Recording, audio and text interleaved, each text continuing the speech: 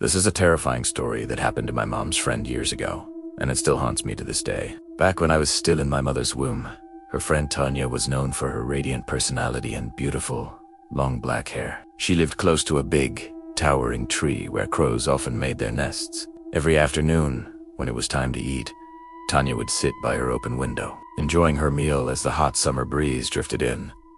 But one day, something changed. A crow landed on the windowsill and just watched her. Its eyes locked onto hers, unmoving. She thought it was hungry, so she started feeding it, and that turned into something she did every day. At first, it seemed harmless, just a simple act of kindness. But one evening, things took a very strange turn. Tanya had just showered, and the heat was so intense that she left her hair wet, hanging loose down her back. There were only 4 people in the house that night: Tanya, her cousin, her brother, and his friend. Her parents were out of town for a surgery. That night, she ate dinner, but her hunger was insatiable. It was like she hadn't eaten in days. The next day, she was bedridden with a burning fever, and when it finally broke, things got worse. Tanya began eating massive amounts of food, enough for several people, and at night, that's when the real horror began. She started roaming the house, opening the refrigerator, smashing bottles,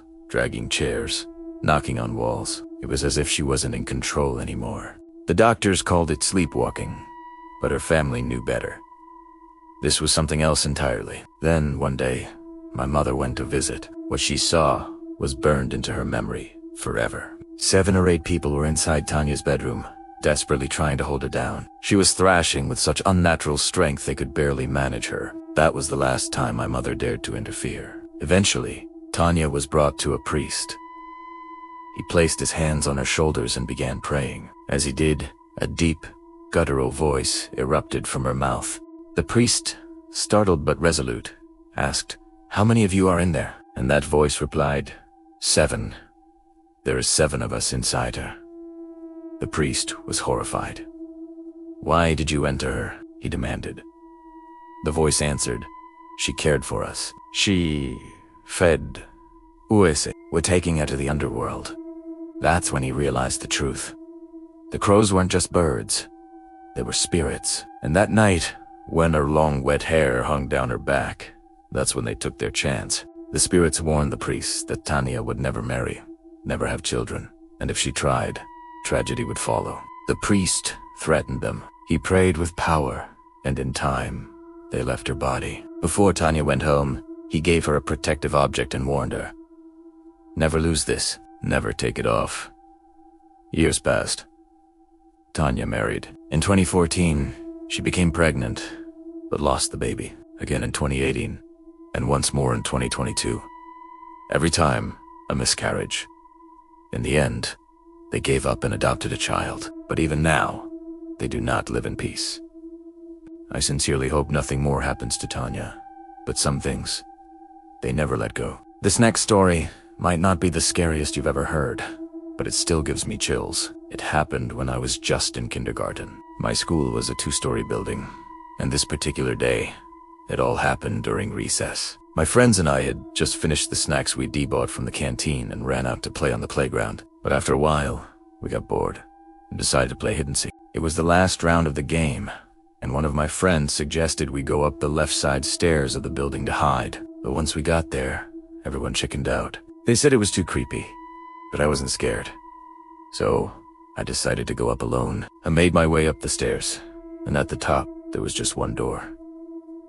As the seeker started counting down, 10, 9, 8, I turned the doorknob, opened the door inward, and stepped inside. The room was dusty, like it hadn't been touched in years. Chairs were scattered and tipped over, and cobwebs hung in the corners. I sat down in a spot near the door, crouched low, and scanned the room.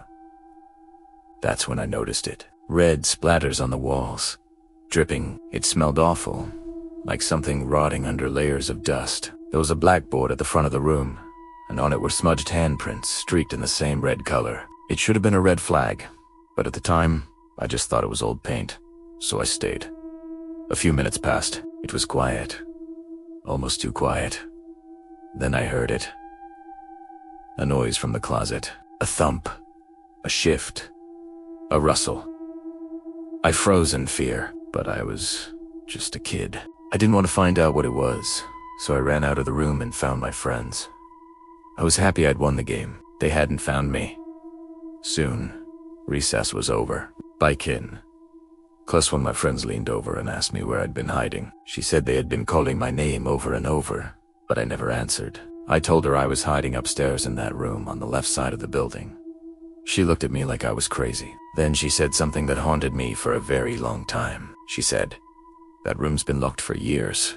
Apparently, the key was lost a long time ago, and no one ever found it. Everyone who tried that door said it was always locked. So, how did I open it? How did I walk right in without a key? And those noises in the closet? What was inside that room with me? And the handprints. Looking back now, they didn't look like paint. They looked like blood. Hi, I'm Jess.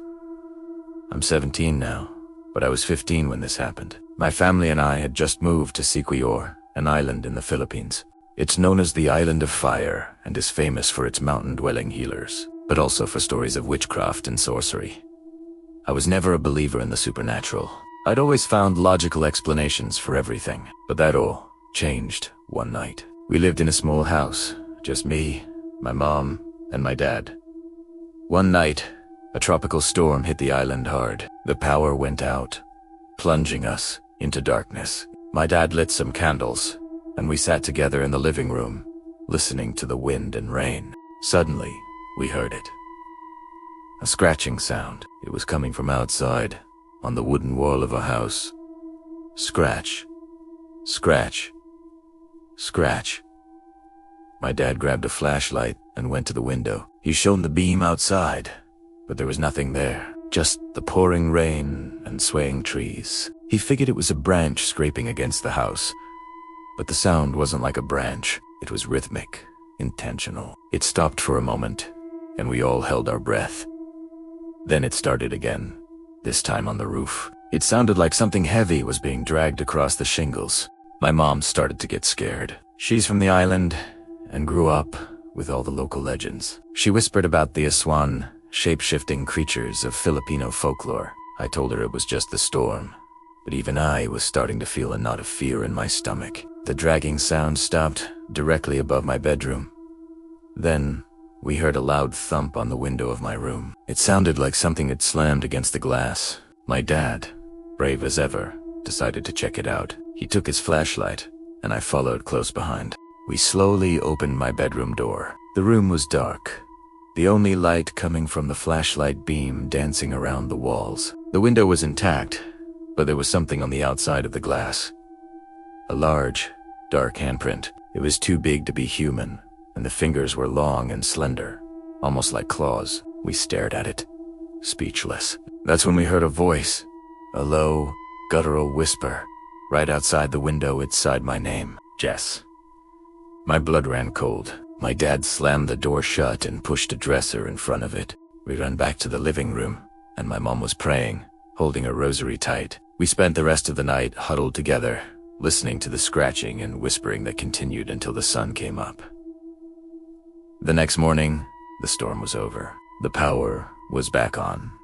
When we looked outside, the handprint was gone. There were no footprints, no broken branches, nothing to explain what happened. My dad still tries to find a logical reason, but my mom knows what it was. And now, so do I. I don't try to explain away strange noises anymore, because sometimes there is no logical explanation. Sometimes the stories are real. Thanks for listening. If you have a story of your own, share it in the comments. And don't forget to subscribe for more. Stay safe. Known for its witches and strange, unsettling happenings. My mom had warned me about its reputation, but nothing could have prepared me for what I experienced. When we arrived, there were only 4 other houses nearby, scattered along a lonely road. We settled in quickly. A few months passed without incident until one night I noticed something very strange. One of our neighbor's dogs was sitting perfectly still in the middle of the road, staring into the darkness to the right. It was midnight, and he looked like he was waiting for something or someone. Every now and then he would bark into the night, a low, fearful bark. I looked around, expecting to see someone walking down the road, but there was no one. I checked on my own dog, too, curious if he sensed anything unusual, but he was sound asleep, curled up peacefully. Eventually, I brushed it off and went back to bed. A few days went by with nothing, but then one night, it felt like everything changed. I was up late watching K-dramas in my room around 1 or 2 a.m. when I heard a loud scream, a distant, desperate cry for help. At first, I thought it was just a neighbor having a bad dream, but as I sat on my bed, glued to the screen, I felt it. Someone walking outside the house. When I looked toward the window, I noticed the motion sensor light outside kept flickering on and off, but no one was there. I tried to reason with myself. Maybe it was just the wind or a branch blowing past the sensor. But deep down, I felt that something was wrong. Then I heard the voice again, closer this time. It was low, almost a whisper. Impossible to tell if it belonged to a man or a woman. Panic crept into my chest. My dog, who had been silent, suddenly began barking. Soft at first, almost confused, like he didn't understand why he was the only one reacting. None of the other dogs in the neighborhood made a sound. Terrified, I grabbed my phone and used the flashlight to check on my mom and sister, who were fast asleep in the living room. I thought about waking my mom up, but I knew she would dismiss it and tell me to go back to bed. Instead, I checked the back door to see if my dog was okay. He looked different, stiff, his tail low, ears pinned back, staring into the empty road. I followed his gaze. The road was deserted. There was only a single streetlight barely illuminating the dense darkness beyond. All the neighbors' houses were pitch black. No lights on, no sounds. I was the only one awake, the only one hearing that chilling call for help. I barely slept that night, lying frozen in bed until morning. When the sun finally rose, I realized I must have dozed off at some point. I rushed to find my mom and told her everything. As I finished my story, Airface paused. She told me that her aunt had called earlier that morning with devastating news. One of my mom's cousins had passed away that night from a sudden heart attack. The same night, I heard the voice calling for help. My mom believed it was her cousin's spirit, lost, confused, still clinging to life, and that the cries I heard were her soul pleading for help, unable to accept what had happened. Since that night, nothing like that has ever happened again. But I still wonder, what was it that I actually heard that night? Growing up in India, we moved around a lot because of my father's job. At one point, we settled into a new house, a small place with only 2 rooms and a tiny veranda at the back. The veranda connected directly to the road, so anyone walking by could easily access it. Soon after moving in, we hired a housekeeper. At first, everything seemed normal, but after a while, she started acting very strange. One day, my mother went into the bathroom to grab something and caught the housekeeper doing something odd near the toilet. When my mother asked her what she was doing, she quickly said she was cleaning, but my mother was sure that she wasn't. There was something off about her posture, something she couldn't explain. Not long after that, we discovered a creepy drawing on the veranda. It showed 4 black figures, 2 large ones and 2 smaller ones. Clearly, it represented our family, my parents, my sister, and me. My mother, furious and alarmed, grabbed a bucket of water and washed the strange drawing away. But almost immediately after that, random chance, injuries, and accidents started happening to us. Both my parents caught chickenpox. My sister fell off a swing and got a deep gash across her face. And my leg, as I'm pretty sure, got caught in the spokes of a bicycle wheel. We began to grow very suspicious of our housekeeper. We were convinced that the housekeeper was somehow involved. My parents decided to fire her and send her away.